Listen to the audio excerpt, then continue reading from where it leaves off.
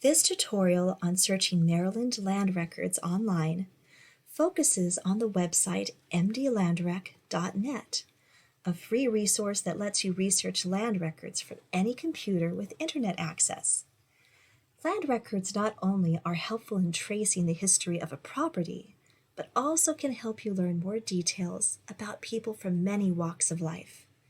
Maryland land records are documents of permanent value, meaning the state government works to preserve them for future generations. These range from early land records when Maryland still was a colony up to the present day. We'll focus on three things: what land records are, how to search the indexes online by a person's name, and how to then view the actual land records online. When you start researching land records, I want you to know about 4 terms you will come across a lot, which also are in the worksheet I've handed out. You'll see the words grantee and grantor in land records, grantee meaning the buyer and grantor meaning the seller. You also are going to come across the terms patent and deed, so it is important to learn the difference between them. You may have already heard the terms used interchangeably, but in Maryland they actually are terms for 2 different things. There only will be one patent in a property's history, since a patent is the first time land is ever sold, usually by Lord Baltimore representing the Crown, to a colonial settler. A deed is simply any subsequent record of the property being sold or bought, and there can be many deeds created for a property as it changes hands over the years and the centuries. This is what mdlandrec.net focuses upon. You will find deeds in mdlandrec.net, but you will not find patents. So, for example, here is a patent from Anne Arundel County from 1720 for a 1,342-acre tract of land called Harrison's Security, issued to Samuel Harrison. The patent would have been issued by Lord Baltimore, in this case the 5th Lord Baltimore, Charles Calvert. If Harrison ever sells that land again to someone else, it is not going to be called a patent. It would just be a deed or mortgage, also called an indenture back then. And we'll be able to find all of these later transactions in mdlandrec.net. For instance, Samuel Harrison, who receives that patent from Lord Baltimore, dies in 1733. He leaves the land to his son Benjamin. And in 1753, Benjamin sells that land to Samuel Stewart, and that is now called a deed. So let's talk more about the land records on mdlandrec.net. As I've mentioned, they can include deeds when you're buying or selling property, and mortgages of property, also called indentures.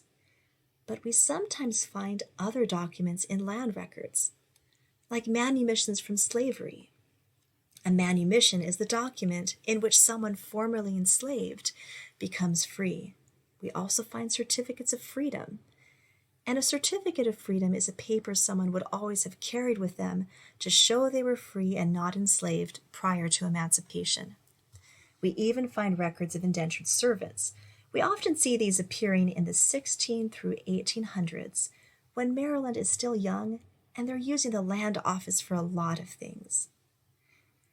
So there is a great variety of information you can get from land records, giving us a better understanding of people through many diverse walks of life. Surprisingly, though, it just takes the same repetitive steps to search these records regardless of the type of information you end up finding. To research Maryland land records, you have to first search the name indexes for the person's name and then use the book and page you find listed in the index to then look up the actual land record. You used to have to pay researchers to do this for you, or you would have to travel to the agencies storing the land record indexes and books, usually the county circuit court or the state archives. But thanks to cooperation with the courts, the Maryland State Archives, and the General Assembly, all of these records are now available online from home. mdlandrec.net is free, but you still need to register for it, since it creates an account that lets you submit questions to archivists if you need help, and it makes sure you're not a bot. So let's open mdlandrec.net in the browser, and once you log in, you can select any of Maryland's 24 counties, depending on where the property is located. Let's select Anne Arundel County. Now, there are ways to trace a property backwards from the present day to learn the names of previous owners throughout history, but for this specific tutorial, we are just focusing on searching the property under a name you already have. Now that we've selected the county, it looks like I would be able to click on the individual search to search by the name. However, this feature only goes back as far as when the county started entering records in their electronic database, and it does not include older historical land records. In Anne Arundel County's case, this electronic database does not go earlier than July 1st, 1967, but don't worry, we have a way around it. So for our first example, we're going to search for Henry Campbell, who I know from my own research was alive at least into the late 1800s. To search any land records prior to this date, 1967, we always need to go to the active indices. I think active indices is the court's terminology because it's really just the historical indexes.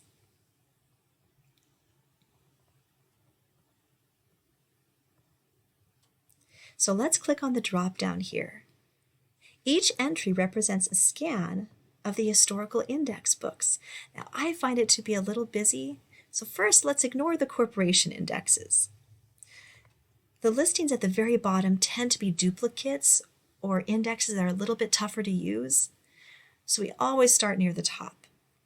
And so let's browse a little bit by date, and actually these right here, 1839 to 1977, are a great range to start since we're looking for someone we know is alive into the late 1800s. And remember how we talked about grantor meaning seller and grantee meaning buyer? Well, let's start with the grantee index. And we'll click search.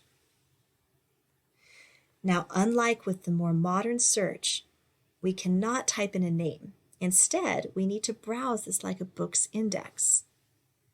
They're listing the first few letters of the last name. So we're going to click here for Campbell. And I see this range starts 1839 to 1908. Now this is bringing up an index created by the court clerks when this index book was made. It's one you'll come across a lot from the 1800s and 1900s in many of the counties, not just Anne Arundel County.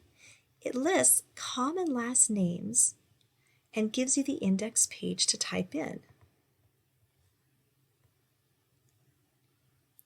However, if you're not looking for a common name that is actually listed here, then it lists the first few letters of the last names on the right-hand side and provides you with the index page to type in. Now, fortunately, Campbell is a very common last name. And I see it gives us Campbell, page 25, which we can then type on the right-hand side here under Jump to New Page. Now, I find that this can be like patting your head and rubbing your tummy, so it's really just practice and repetition that will make it easier. In a couple minutes, we will break into pairs so that we can continue practice searching indexes and pulling up land records. Okay, so it's brought up the actual index page, and we need to browse through it to see where Campbell starts. So we see Campbell, followed by the abbreviation for ditto, saying it's Campbell over and over again. It's all Campbell with different first names listed. Let's browse a little farther. Oh, and now we're finding Henry listed. We were looking for Henry Campbell. It lists who he was interacting with, but if we go farther to the right, and I'll show you the one I'm looking at here. I'm looking at his interaction with John Thomas Tidings. And if we go farther to the right, we're going to see that is actually listing some index information. It gives us what is actually the clerk's initials, then book 30, page 245. And the transaction happened on March 5th, 1887. The letters SH are the clerk's initials since they tend to reuse book numbers like book 30 over and over again over time. And so the clerk started putting their initials to help differentiate the books. Now, while these initials of SH are clear, I find they are not always legibly printed in indexes, especially when we get to even earlier indexes that are handwritten. If they're legible, that's great, but if not, no worries. I find the most important things to note are the book, the page, and the year. So to go from the index to the actual land record, we're going to click on Jump to New Volume. Now, I will tell you, when I'm doing this research, I tend to start just with the indexes and list the book, page, and year entries for any entries I find for the person, and then go back and start plugging them in. But for now, we're just going to start with this first one. So I'm going to leave off the clerk's initials so you can see how we can use the year to find the right book. So I'm going to put in book 30, and under the page 245, and we will click go. It's going to bring up a menu that will actually list the numbers of books or the different books under book 30 over the different time periods. I do occasionally find with MD Landrec that it can be a little slow depending on how many people are using the site, so we just have to be patient. Okay, here we go. So there are multiple book 30s, and if we had not been able to read the clerk's initials, we still know it was 1887, which gives us the right book. We're going to click on that link, and it does look like the clerk had a little too much caffeine that morning, but if we zoom in, okay, here is Henry Campbell's name. So now we're going to break into pairs, and each pair will have a worksheet which provides a name to search in the indexes within a specific date range. You will then look up each of the land records listed for these people. Now, you will notice that your worksheet has 3 columns because I want you to get in the habit of writing down the book, page, and year for matches you find when researching someone. I don't want you to learn the hard way like I did, where I've looked up the matches one at a time in the jump box. I've gotten useful information I'll want to go back to, but then I step away from the computer, my session times out, and the website does not give you a history of your searches. So I've lost all the work and I have to start over again. So keeping these lists is vital. I've chosen names for your worksheet that have quite a few transactions. And so I will be right here to help you out as we work through these during the remainder of the session. Thank you.